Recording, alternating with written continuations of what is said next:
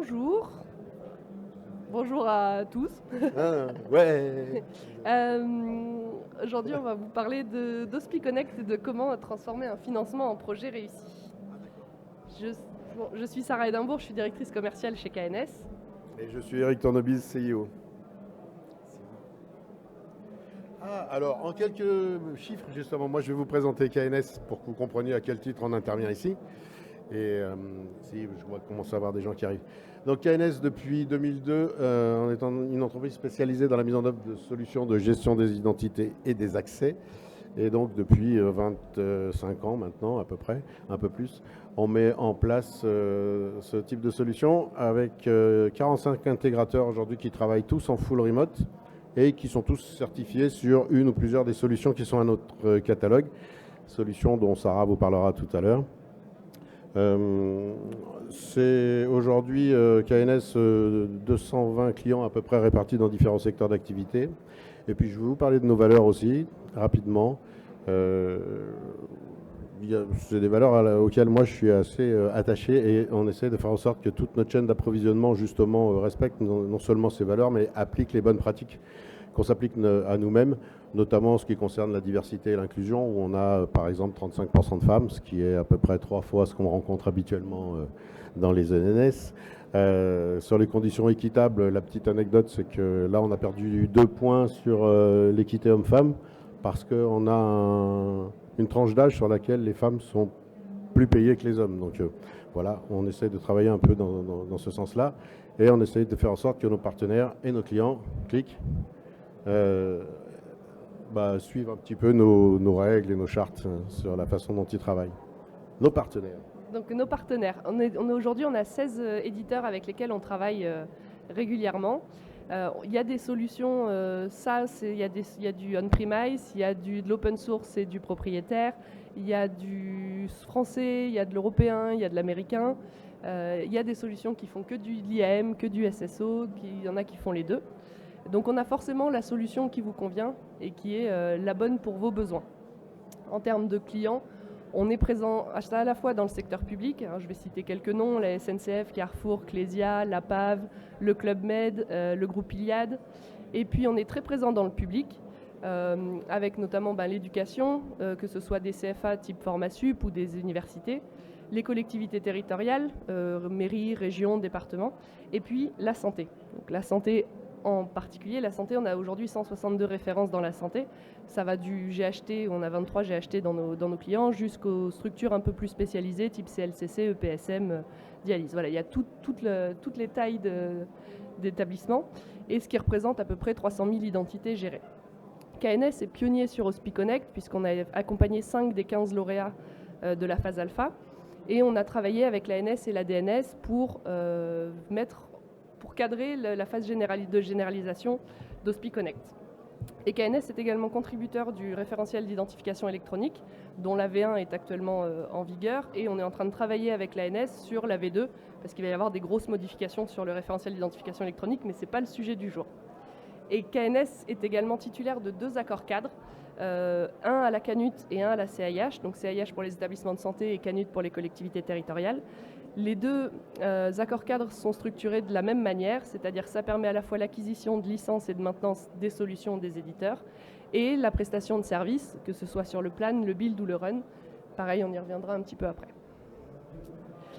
Rentrons dans le vif du sujet, Hospi Connect. Alors, Hospi Connect, l'objectif, c'est de sécuriser les accès au DMP du patient. Et pour ça, il y a plusieurs étapes et plusieurs cibles à atteindre. La première étape, la base, c'est d'établir tout ce qui est objectif et stratégie du projet. Donc ça, c'est avec une note de cadrage qui va devoir être faite pour dire où vous en êtes, ce que vous voulez faire et comment vous allez atteindre les différents objectifs. Et ensuite, on va mettre en place des briques technologiques. Le premier objectif, c'est s'assurer que tous les utilisateurs ont leur numéro RPPS qui est présent dans le DPI. Pour ça, on va mettre en place un IAM, donc tout ce qui est gestion de cycle de vie des identités, avec à la fois un connecteur RH et un connecteur d'alimentation amont du référentiel RPPS. Ça va permettre de s'assurer que les personnes sont bien liées au bon numéro RPPS, que toutes ces informations sont à jour et qu'on a un référentiel central d'identité. Deuxième brique qu'on va venir ajouter là-dessus, c'est tout ce qui est cycle de vie des comptes. Donc là, on va mettre en place des règles d'habilitation pour être sûr d'avoir les comptes dans le DPI qui sont à jour et qui sont précis, avec notamment le numéro RPPS. On va mettre en place des règles d'habilitation, on va mettre en place un connecteur de provisioning et on va mettre en place de la revue et de recertification des comptes pour s'assurer que ce travail qu'on a fait d'avoir les comptes du DPI à jour, ça va durer dans le temps et qu'on va pouvoir avoir au jour le jour les bonnes informations. Une fois qu'on a tout ce socle des identités, on sait qu'on a les bonnes personnes, qu'on a les bonnes informations, que les comptes sont à jour, on va venir ajouter le MFA pour se connecter au DPI. Et donc là, on va pouvoir mettre en place soit du ISSO, soit de la fédération d'identité, soit rien pour les tout petits établissements où on va pouvoir se connecter au DPI directement avec la carte CPS via ProSanté Connect. Mais en tout cas, il faudra mettre un MFA, ou MIE dans le langage RIE, chez toutes les personnes qui vont se connecter au DPI à un moment ou un autre. L'objectif, c'est de s'assurer qu'on a bien les bons comptes dans le DPI et que c'est bien la bonne personne qui utilise ce compte pour se connecter, pour être sûr que l'accès au DPI est sécurisé. Étape suivante, c'est la connexion sécurisée entre le DPI et le DMP. Là encore, deux solutions, soit via R simplifié dans le DPI lui-même, soit via les API ProSanté Connect, et pour ça, il y a besoin de la brique de fédération d'identité de l'étape du dessous. Une fois que toute la brique technologique est faite, c'est-à-dire qu'on a les bons comptes, c'est bien la bonne personne qui s'y connecte et c'est sécurisé entre le DPI et le DMP, il va falloir obtenir le consentement du patient pour accéder au DMP. Donc là, c'est plutôt organisationnel au sein de l'établissement. Il faut que vous recueilliez le consentement du patient. Et une fois que tout ça c'est fait, il faut le mettre en œuvre, il faut l'utiliser, et c'est le dernier objectif d'HospiConnect, c'est le run global de tout ce qu'on a mis en œuvre qui est en fait d'accéder au DMP du patient en toute sécurité. Alors, je vais reprendre le relais. Alors, pourquoi maintenant? Pourquoi HospiConnect maintenant? D'abord parce que vous avez une fenêtre qui vient de s'ouvrir là à partir du mois de fin décembre et qui va vous permettre d'avoir un financement sur 3 ans avec des vrais montants significatifs, ce qu'on a assez peu l'habitude de voir pour financer des projets cyber, notamment dans la santé. Et donc, un projet qui, si ces objectifs sont atteints, vont vous permettre de financer une très grosse partie, voire tout ce que vous aurez à mettre en place en termes de gestion des identités, SSO, fédération d'identité et mise en place de l'authentification forte. Les inscriptions sont jusqu'au 13 février. Après le 13 février, c'est fini. Ceux qui ne se seront pas inscrits à ce moment-là ne pourront plus participer au programme et donc ne pourront pas obtenir les financements. Donc il faut y aller et il faut y aller très vite. Les montants ? Et pour vous donner une ordre d'idée des montants qui peuvent être attribués, un CHU, par exemple, parmi nos clients qui a 16 000 personnes déclarées dans son SAE, va toucher 550 000 € par an pendant 3 ans pour la mise en place de ce programme. Donc un hôpital de 3 000 personnes, c'est à peu près 150 000 € par an de financement. Donc il faut y aller. Et notamment sur le premier objectif qui sera sur l'année 2026, puisqu'il y aura un objectif par an à atteindre, mais Sarah nous donnera le détail tout à l'heure. Enfin, on les a déjà vus un peu. Sur l'objectif de 2026, la seule chose qui doit être fournie à votre ARS comme preuve d'atteinte de cet objectif, c'est une note de cadrage. Donc, une fois que vous avez produit cette note de cadrage dans laquelle vous allez expliquer quelle est votre trajectoire, quelles sont vos cibles et ce que vous voulez mettre en place comme type de projet IAM, et après avoir enseigné les indicateurs, on va dire, assez classiques qu'on vous demande dans ce type de programme, là, vous pourrez, à partir du 26 juin, parce que vous avez jusqu'au 26 juin pour déposer cette note de cadrage, vous pourrez discuter avec l'ARS, vous mettre d'accord sur la validité et la pertinence de cette note de cadrage pour qu'elle déclenche les financements. L'objectif de l'ANS et de la DNS, d'avoir fixé ces jalons au mois de juin, c'est qu'en septembre, vous puissiez avoir une note de cadrage validée pour la première année, mais ce sera vrai pour les autres objectifs, et que vous puissiez obtenir les fonds dans le dernier trimestre 2026. C'est-à-dire qu'on est vraiment dans l'idée que le ministère veut absolument que ces fonds soient distribués dans le trimestre qui suit la validation de la note de cadrage. C'est les dernières discussions qu'on a eues avec eux. Donc, le planning, je le reprends rapidement. Le 13 février, clôture des inscriptions. Ceux qui ne sont pas inscrits, pas d'argent. Le 26 juin, pour ceux qui sont inscrits, ceux qui vont produire leur note de cadrage et qui vont expliquer à l'ARS quels sont leurs engagements de dépenses, ceux-là vont pouvoir obtenir en septembre, à partir de septembre, on va dire, les fonds qui sont attribués dans le cadre de ce premier jalon. Et après, pour 2027 et 2028, on a des objectifs chiffrés techniques. Donc, Donc les objectifs, c'est 1.1, 1.2, 1.3, 1.4, 2.1, 2.2. C'est pas moi qui ai fait la numérotation. Mais les objectifs 1.1 et 1.2, donc en 2027 et 2028, c'est les objectifs à atteindre, c'est l'alimentation RPPS et le provisioning du DPI. Mais il faut faire attention à bien comprendre qu'il y a une différence entre les objectifs à atteindre et le périmètre qui va être financé. C'est-à-dire que l'objectif à atteindre, c'est uniquement un connecteur d'alimentation amont RPPS et un connecteur de provisioning du DPI. Là où tout ce qui va être financé, c'est la brique IAM complète, avec tous les connecteurs amont dont vous avez besoin et tous les connecteurs de provisioning aval dont vous avez besoin. Et tout ce qui est gestion du cycle de vie des identités. Ça peut être tout ce qui est recertification, des workflows, etc. Tout ça, c'est financé dès lors que vous avez atteint les deux objectifs, alimentation amont RPPS et provisioning DPI. L'objectif 1.3, c'est le même fonctionnement. Vous avez un objectif à atteindre qui est l'authentification forte sur l'accès au DPI, mais ce qui est financé, c'est tout ce qui est solution de MFA, ISSO, fédération d'identité. Donc vous pouvez aller beaucoup plus loin que seulement les objectifs qui sont fixés. Tout ça, c'est financé à la hauteur des montants auxquels vous avez le droit sur OSPI-Connect.